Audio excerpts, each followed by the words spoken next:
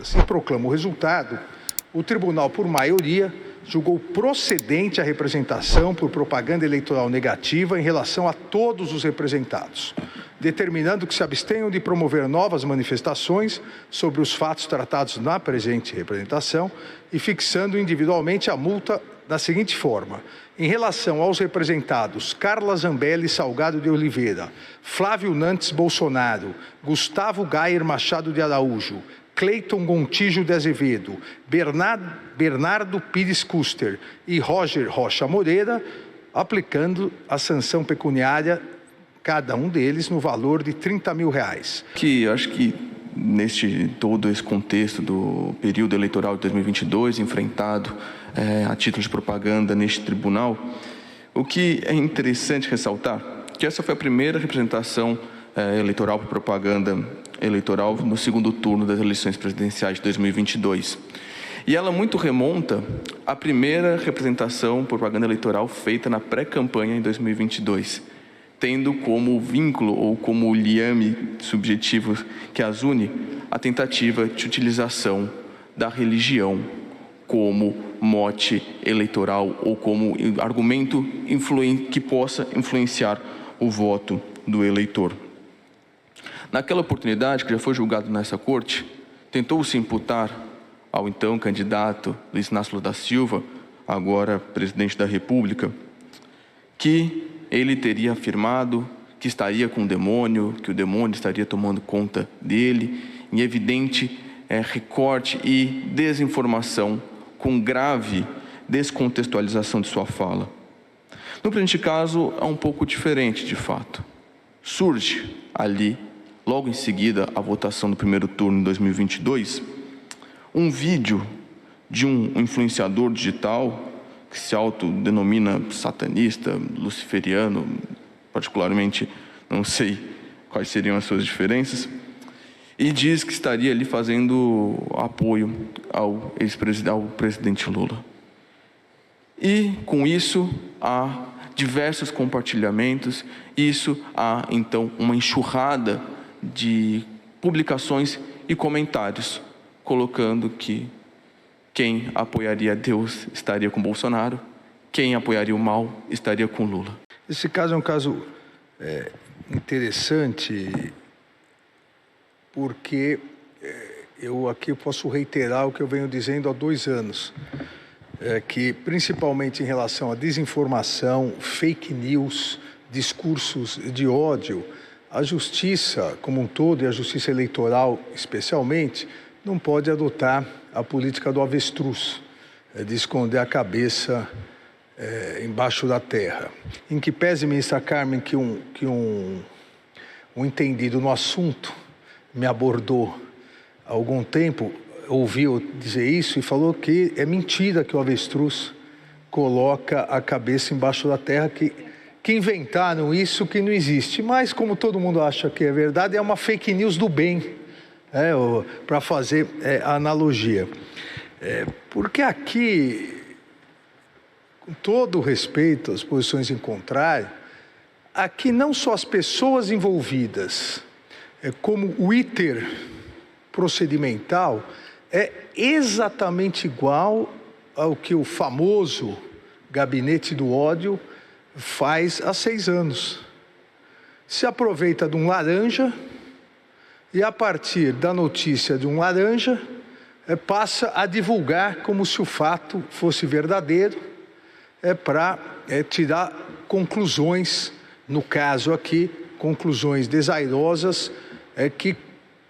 afetariam a candidatura de um dos candidatos a presidente, uma vez que o discurso religioso, a questão religiosa e a pauta de costumes ligadas à religião foi um dos principais temas da campanha presidencial de 2022. E vejam o porquê exatamente esse iter é absolutamente idêntico. O satanista referido aqui, antes dessa postagem única, ele já tinha várias postagens, inclusive uma entrevista no canal Supersônico Cast, no YouTube,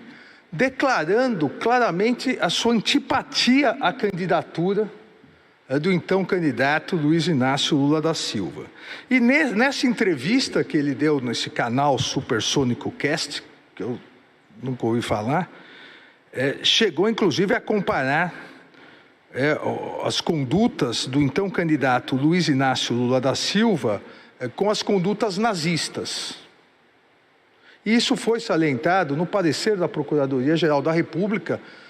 que pugnou pela procedência total da representação. Então, veja, alguém, um satanista, como bem ressaltou a ministra Isabel Galotti, num país cristão como o nosso, eminentemente cristão, entre católicos e evangélicos, nós temos mais de 75% da população brasileira. Um satanista dá uma entrevista, compara um dos candidatos, então o candidato Luiz Inácio Lula da Silva, ao nazismo. De repente, ele, não podemos dizer que ele viu Deus, porque ele não viu uma luz, porque ele é satanista, então ele viu o demônio, e mudou de ideia. Ao mudar de ideia, ele posta, no meio da campanha, um apoio a quem ele comparou ao nazismo. E por incrível que pareça,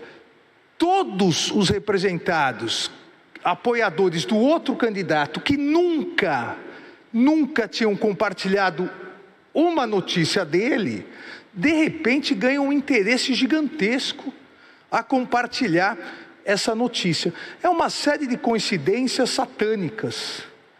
que levam à conclusão de que, óbvio que isso é uma armação, óbvio. 2/3 dos representados são investigados nos inquéritos dos atos antidemocráticos e das fake news, exatamente por fazerem isso.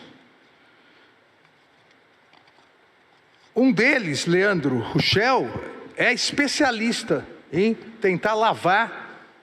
fake news. A fake news é produzida e ele só repassa com esse comentário: hoje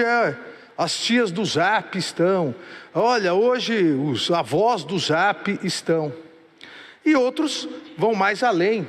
porque são mais ácidos, deixando claramente patente qual a intenção, dizendo que agora é a luta do bem contra o mal, de Deus contra o demônio. Ou seja, não há como achar que pessoas que nunca tinham compartilhado um vídeo, uma postagem desse referido satanista, de repente postaram e divulgaram na campanha comparando o bem contra o mal. Não há como acreditar que alguém que nunca havia apoiado um candidato, comparando ao nazismo, de repente passou a morrer de amores pelo candidato,